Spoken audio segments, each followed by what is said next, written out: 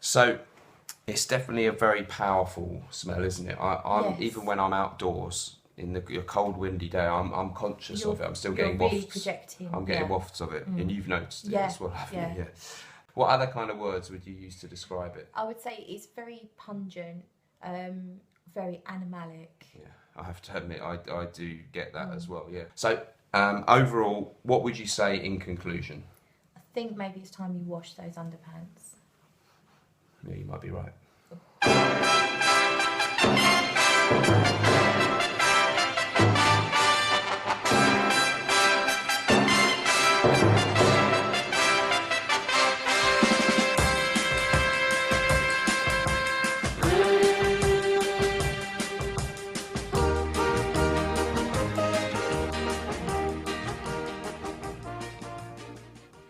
You do know that some people actually have more than one pair? Just an idea.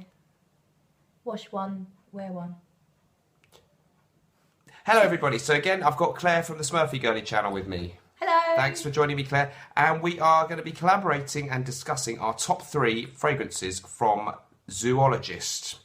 So this is a very interesting new company that's just been around, what, a couple of years or something like that. 2 or 3 And years. as you probably know, all their fragrances are named after animals, and they have very interesting, complex scents, loads of fragrance notes, and there's been a lot of first impressions and stuff. So we're going to try and pick our favourite 3. We've narrowed it down to 5 contenders. We have tried the whole range of 7. I think there's a new one called Civet coming out, which we haven't got. So we've got our 5 contenders, and let's see which one we like best. Okay, ready? Ready. So first up, we're going to be looking at rhinoceros. So these come with really nice packaging. We've just got samples, or in some cases we've got a travel spray. So here is the packaging on rhinoceros. Lovely picture there of a militaristic rhino, and we've sprayed them already. It's not a total first impressions. We've smelled them before. What do we think about rhinoceros, Claire? For me, I don't generally get on with too much leather in a fragrance, and the leather's very dominant. Yes. It's got a nice fruitiness to it, but it's definitely not for me. It's not. Okay. It's too animalic. Okay, it's very animalic. It opens with a really amazing burst of rum, which I really like. It reminded me a bit of Bentley Intense just in that respect. And it's got a really complex note list. There's stuff like lavender, bergamot, agar wood, meaning oud, immortelle. There's leather in there, tobacco. For me, it's a really uber masculine, very manly, daring scent. It's very heavy. Very powerful. Really You fills the sprayed room. it earlier. Yeah. Downstairs, I was upstairs, and I said I could smell rhinoceros. Okay. So it's a strong. A very strong, definitely masculine, Yeah, isn't it? This I one, think not so, really yeah. unisex. So I really like it, but I think it's daring, and you would have to be really owning it to wear this one. But I Yeah. think as a work of art, really good, really powerful. But it's definitely not going to be for everyone. It's for the fragrance connoisseur and someone who's not afraid of a masculine powerhouse. Don't think it's a blind buy. Not a blind Definitely buy, a sample first. I would have said so, yeah. Yeah. But I'm very impressed, maybe a bit more than you, because Yeah. you find it a bit off-putting, the Yeah. animalicness. So And I that's- don't really do oud. and you don't so- care for yeah. oud. Okay. Right, next one, hummingbird. So have a look at our bit of paper with hummingbird on it, Claire. Again, we both smelled it before. Claire's actually done a video on that one, and way back, and we'll put the link in the description. Beautiful artwork there on hummingbird. So what do we think about this one? For me, it's so evocative of a lush tropical island, like, you know, the Adam and Eve kind of, or, you know, the beach. Just, it's really lush and watery. Lots of sort of watery fruits, sort of florals, but everything's very watery. But really, what do you think?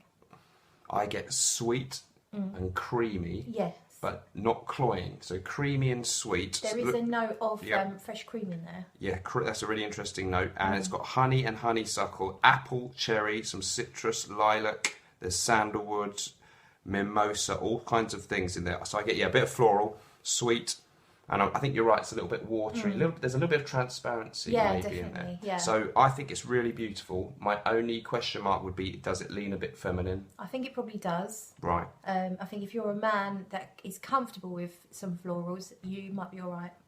I'd wear it if I was really in that mood where I didn't mind feeling like it was a bit unisex smelling, but leaning a little bit maybe towards the feminine Yeah, side, I but think so, really yeah. beautiful scent.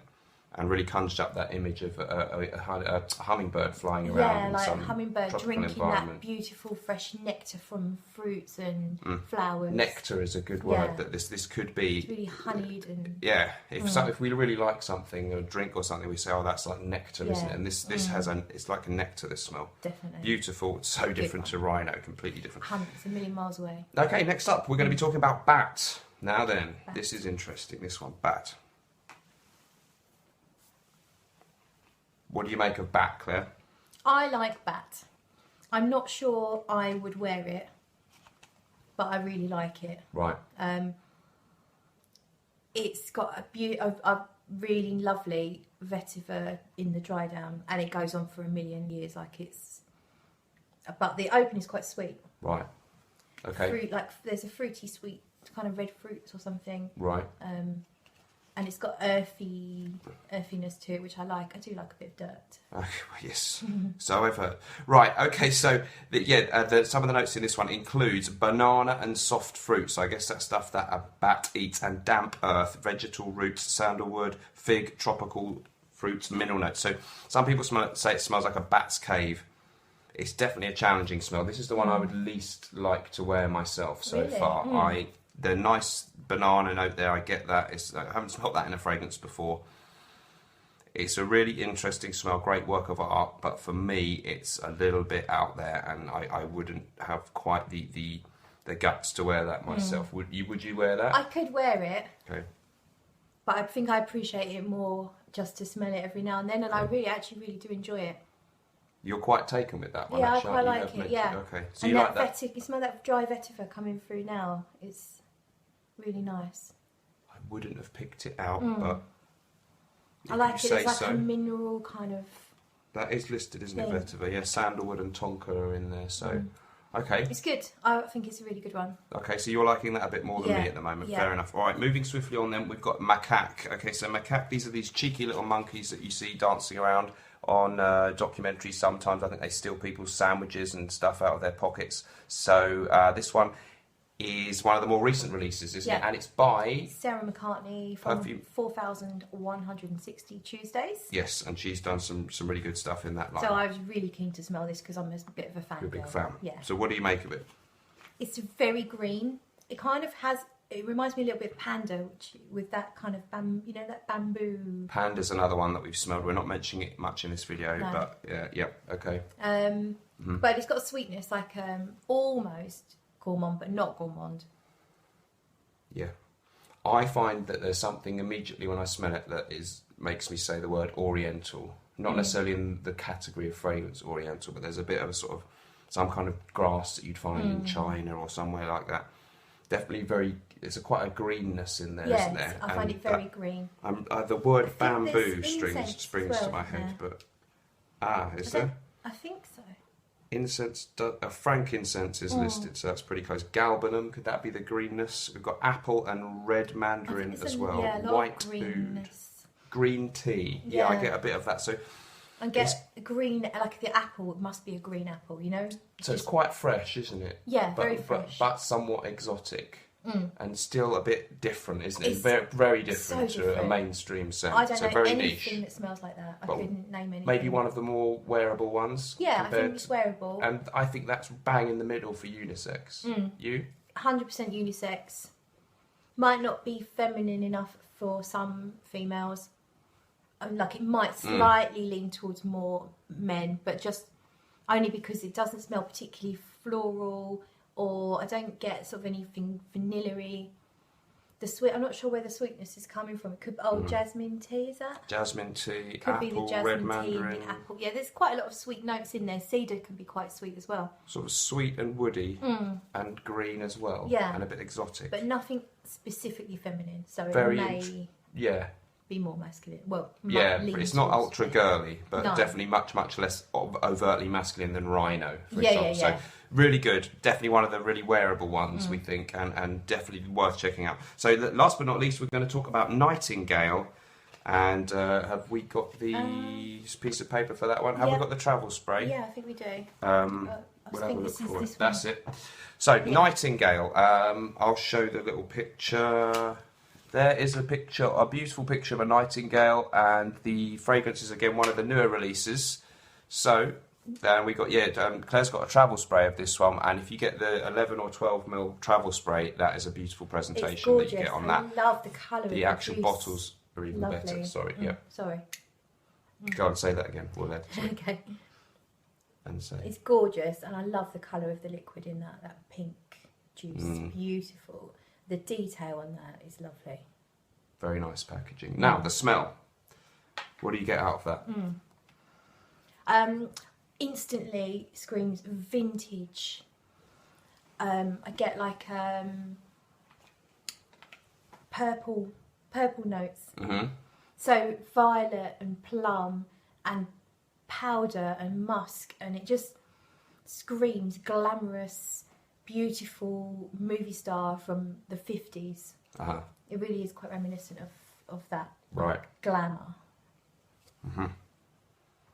Yes, it's so beautiful. This is perhaps my favourite smell that I've smelled from this house so far. Absolutely beautiful. It's got that sweetness. Is it plum that's giving it that note that I'm getting there? That plum gets mentioned, but you do kind of get plum, and I guess like a lot of blossoms, you get the fruit coming out in the florals, don't you? Yes. It's absolutely beautiful, a little bit exotic, but completely different to hummingbird or macaque, which are also somewhat exotic. It's just got a really nice fruitiness, and everything is balanced well. There's nothing overpowering or pungent, but it's quite a strong smell. It's strong. It goes on and on. We've both actually tried wearing this one, haven't we? And it lasts until you wash it off, or maybe beyond. Yeah, so really strong smell. But then you've worn it, haven't you?